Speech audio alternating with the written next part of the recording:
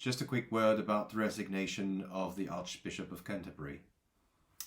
It's fascinating to see that the conservative evangelical have been pushing for his resignation for quite a long time on the basis of the fact that he was accepting the blessing of same-sex marriage.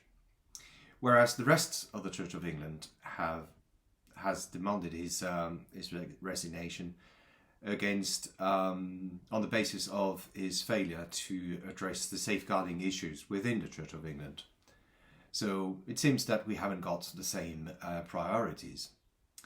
And it's all the more fascinating that the scandal about safeguarding issues comes from the conservative evangelical side. It's because of one of their leaders within training camps. So I just have to notice that.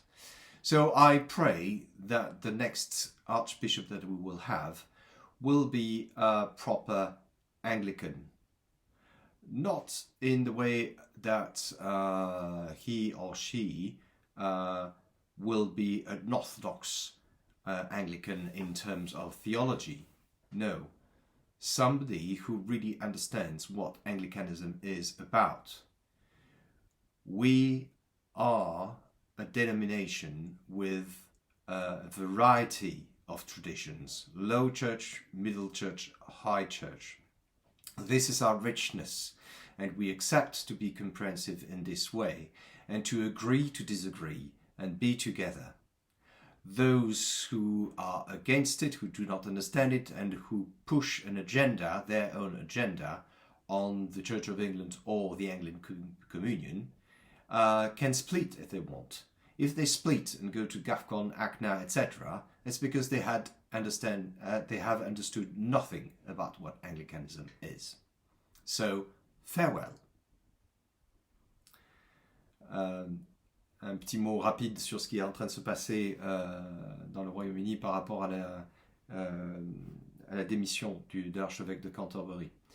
Je disais qu'il est absolument fascinant de voir que les évangéliques conservateurs avaient demandé sa démission sur la base qu'il acceptait la bénédiction du mariage pour tous, alors que le reste de l'Église a demandé sa démission sur ses manquements à protéger les vulnérables dans le cas d'abus sexuels ou autre abus. Donc on n'a pas les mêmes priorités, il semblerait, dans ceux qui demandent ça. Par ailleurs, ce genre d'abus, le scandale qui est en train de sortir, concerne des dirigeants de la mouvance évangélique conservatrice.